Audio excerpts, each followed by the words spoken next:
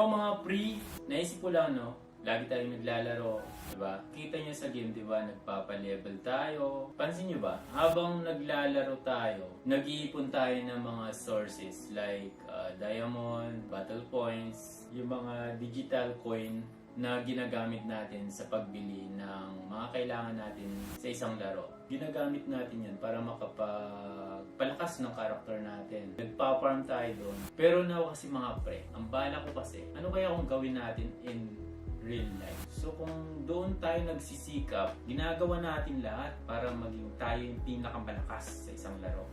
Eh ano kaya mga pre kung gawin natin in real life?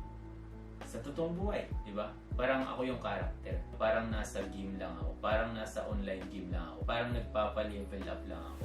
So, ang gagawin ko mga pre, nakikita nyo naman, di ba? Yung mga icon dito sa gilid. Ayan. So, i-explain ko sa inyo. So, yung nakikita nyo sa taas, ayan. Ako yan. Parang ako yung character dito. Now, yung sumunod is yan yung natin, yung magiging capital natin, starting capital natin. Then, itong naman, store icon, yan naman yung magiging kung ilang store magagawa natin. And then, yung dalawang icon na tao, yan naman yung magiging employee natin. And then, ito naman yung my heart. Yan naman po yung magiging natin, yung ilalagay natin yung 20%, diba, ng negosyo natin, ibibigay natin as donation. Then, yung 30%, iiponin natin. Yan naman yung pinakalas. Diyan natin ilalagay kung magkano na yung total na naipon natin para sa pagpapatayo ng paralan at libreng pag-aaral para sa mga tulad ko na walang kakayang mag-aral.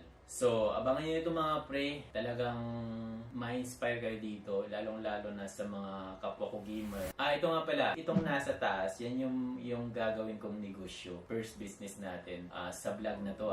Yan, Lichox. Yung Lichox ay kanyan. Combination ng chokes at saka lechon. Lichox na lang para mas maganda siya pakinggan. Lichox, lechon. Diba? Bakit nga ba lechon manok? Una kasi mga Pinoy mahilig sa lechon. At saka ito kasi, pagkain kasi ito. Kaya araw-araw kailangan to ng tao. So, mas naisip ko sa food industry ako papasok kasi lahat naman tayo kumakain. Kaya alam kong sustainable to siya na negosyo. And yeah, excited ako sa project ko na to mga pre. So, abangan nyo mga pre.